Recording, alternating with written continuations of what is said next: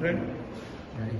Thank you so much, Congresswoman Yvette Clarke. Today, Muslims around the world, they're celebrating Eid Day, and you have a huge community, Pakistani Muslim living in your area and the other Muslim. What message you give them on this very special day? Yeah, what I want to impress upon my constituents is that, I hope that this holiday brings peace, that it brings love and understanding, and that, Allah will continue to keep them and to bless their families, and that, that this moment of reflection during this holiday will bring them clarity and vision for the days to come. One more question. How you looking at relationships between Pakistan and USA? Well, I think what's most important is that the Pakistani American community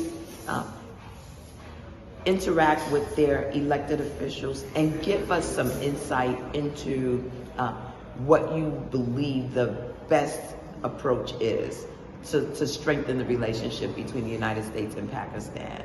I know that the United States is working very closely with Pakistan to bring stability to the region.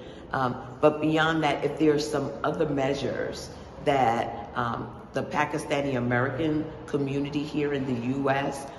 Would like to offer, my office is there to receive that information. I've not traveled to Pakistan yet. I know that there are a lot of challenges, particularly after the monsoon that devastated so many, flooded and devastated so many families.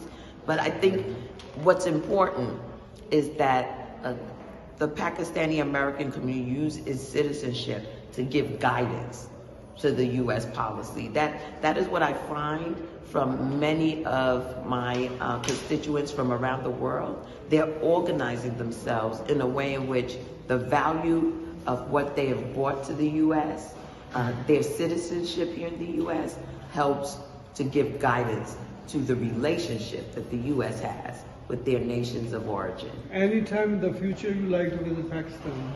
Well, absolutely. I don't know exactly when that'll be, but I'm looking for the opportunity. Okay, and on this special day of Eid, we still have people suffering in occupied Kashmiri in India, facing a lot of human rights violations.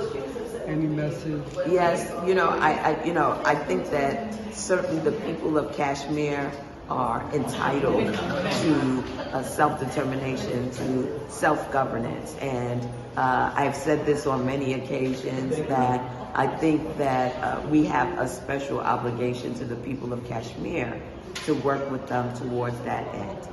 Thank you so much. Yes, absolutely. Thank you.